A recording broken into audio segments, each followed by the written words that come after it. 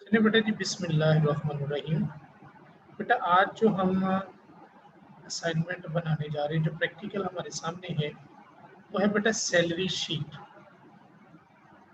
Salary sheet से बेटा ये मुराद है कि जब एक गवर्नमेंट का मुलाजिम हो जाता है कोई बंदा, या किसी अच्छी ऑर्गेनाइजेशन का हिस्सा हो जाता है, तो याद रखिएगा कि बेटा उसकी जो तनख्वाह मिलती है उसको, उसमें 3 चीज़ें शामिल होती हैं। बेसिक सैलरी बेटा, बेसिक सैलरी, उसमें बेटा जमा होती है अलाउंसेस, जो कि मुख्तलिफ़ किस्म के हो सकते हैं, और बेटा जी इसके साथ साथ उसमें से माइनस होती हैं डिडक्शंस, डिडक्शंस उसमें से माइनस होती हैं।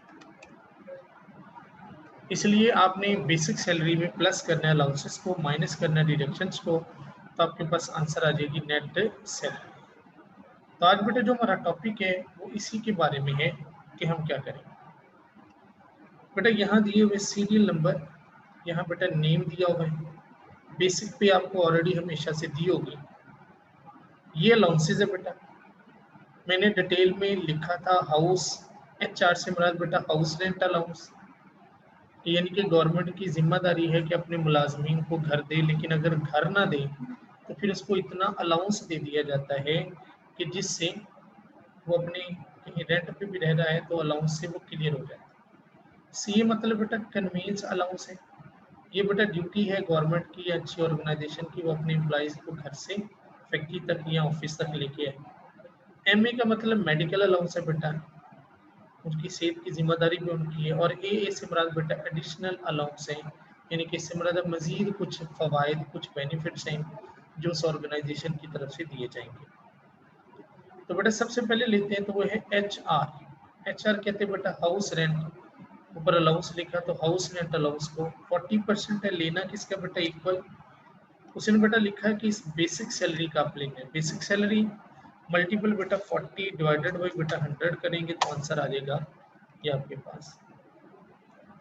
कन्वीनियंस अलाउंस बेटा इसके बारे में भी कहा कि ये लेना 20% आपने लेना किसका, इस बेसिक पे का, आपने इसका 20 डिवाइडेड बाई बेटा 100 तो आंसर आपके पास आ जाएगा इसका।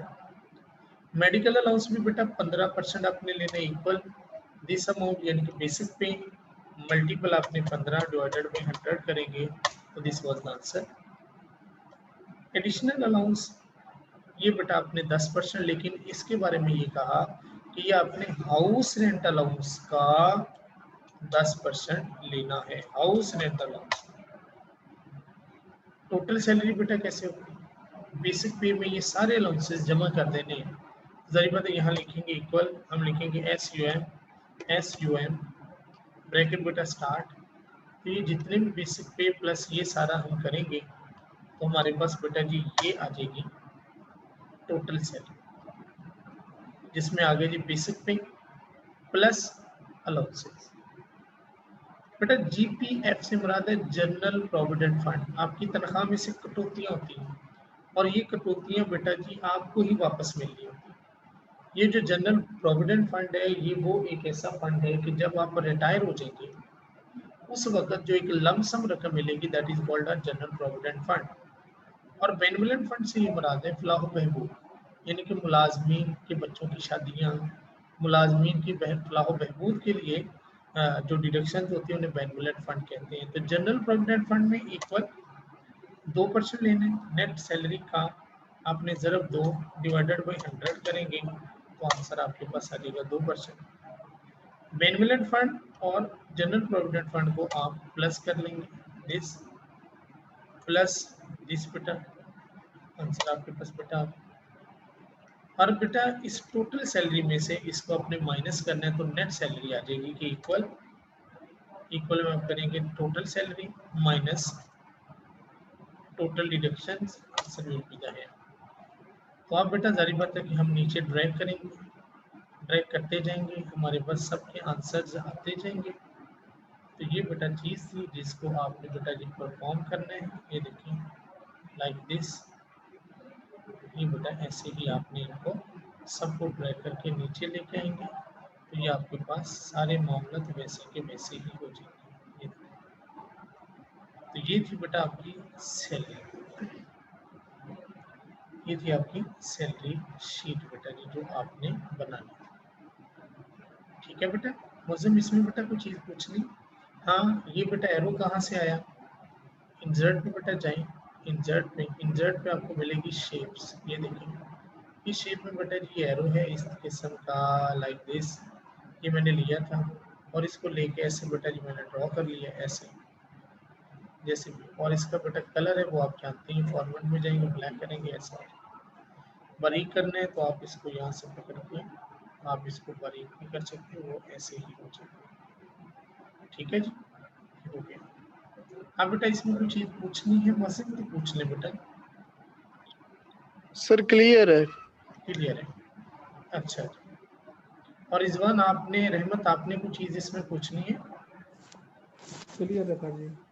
क्लियर है रिजवान? अच्छा, रहमत आपको बेटा? नो सर, ठीक है, क्लियर। ठीक है बेटा, मजीद भी एक काम है वो मैं आपके जिम्मे लगाता हूँ, वो आप लोगों ने कल उसे भी बना के रखना है। अच्छा जी बेटा, वो क्या है वो भी मैं आपको बताता चलूँ ताकि आप इल्म में आ सकें।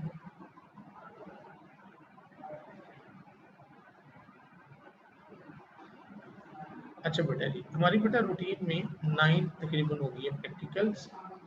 अब बेटा जी आपने ये वाला डाटा जिसके अंदर बेटा ये है काउंट, ऊपर वाला हेडिंग आपने नहीं लिखनी, आपने शुरू करना है यहाँ से। कस्टमर आईडी, ये CTS, customer name, account type और अकाउंट नंबर। बल्कि ऊपर वाला भी लिख लेंगे जस्ट लाइक ऐसा। इनको सेलेक्ट करेंगे, डी तक 4 कॉलम्स हैं, इनको बेटा जी ऐसे सेंट्रलाइज करेंगे और यहाँ पर बेटा आप लिख दोगे COUNT count comma COUNT counta comma COUNT count BLA इनके ब्लैंक, और आगे आपके पास आ जाएगा FOR मुल्ला।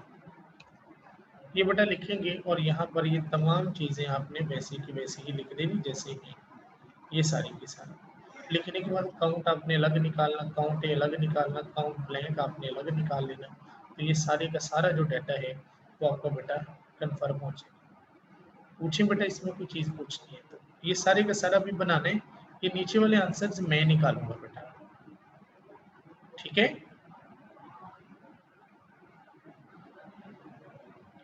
ठीक है बच्चों? ठीक है सर। जी ठीक है सर।